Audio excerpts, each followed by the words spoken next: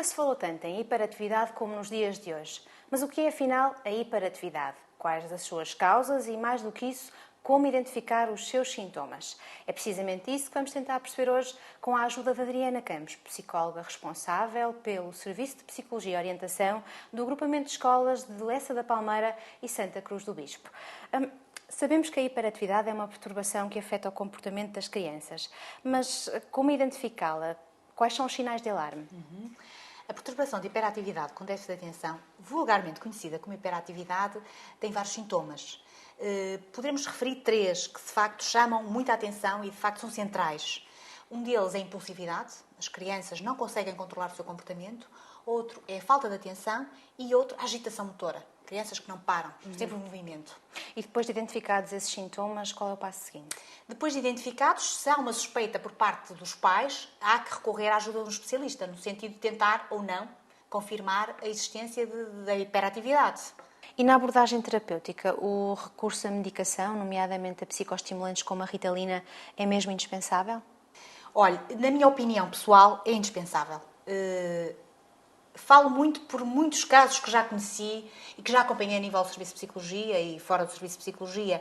As crianças com hiperatividade são crianças altamente penalizadas a nível do contexto de sala de aula, a nível da relação com os outros, devido aos sintomas que falamos. Eu penso que é um mal menor. De facto, quando as crianças recorrem, quando os médicos prescrevem este tipo de medicação, há melhorias significativas ao nível do comportamento, ao nível da aprendizagem, ao nível da relação com os outros e, nomeadamente, ao nível da autoestima. Portanto, eu penso que é importante.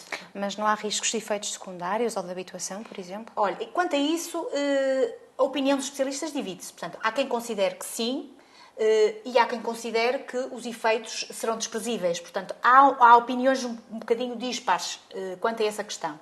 Lidar com uma criança hiperativa não é tarefa fácil. Que estratégias é que podem ser seguidas pelos pais, pelos professores e educadores? Olha, as regras, o estabelecimento de regras é importante em termos educacionais. Todos os pais têm que estabelecer regras e fazer os filhos cumprirem regras. No caso da hiperatividade, é super importante. E os miúdos devem ser submetidos a regras muito claras, muito concretas, regras simples. E devem saber quais serão as penalizações no caso de não cumprirem as regras. Devem saber especificamente o que é que vai acontecer. No caso de também cumprirem e terem um comportamento ajustado, devem ser elogiados, devem ser valorizados, porque de facto são crianças muito penalizadas em termos de autoestima, porque habitualmente são alvo de críticas negativas. Depois é importante a questão das rotinas. Devem ser crianças com rotinas bem estabelecidas e elas devem conhecer essas rotinas. Por exemplo, os pais podem fazer registros escritos da hora de comer, das horas da refeição, das horas de brincar, das horas da realização dos trabalhos de casa, de forma a que as próprias crianças se possam estruturar melhor. A vigilância também é outro aspecto importante. O facto de serem crianças muito impulsivas faz com que muitas vezes corram riscos em termos físicos. Estou a pensar no caso de uma criança do meu agrupamento que é extremamente impulsiva e que tenta por vezes entrar para a sala de aula, pela janela, por um espaço, por um gradeamento realmente de pequenas dimensões. E, portanto, o facto de correrem riscos em termos físicos é outro aspecto que deve ser salvaguardado e os pais devem ter cuidado em termos de vigilância e os educadores também, claro.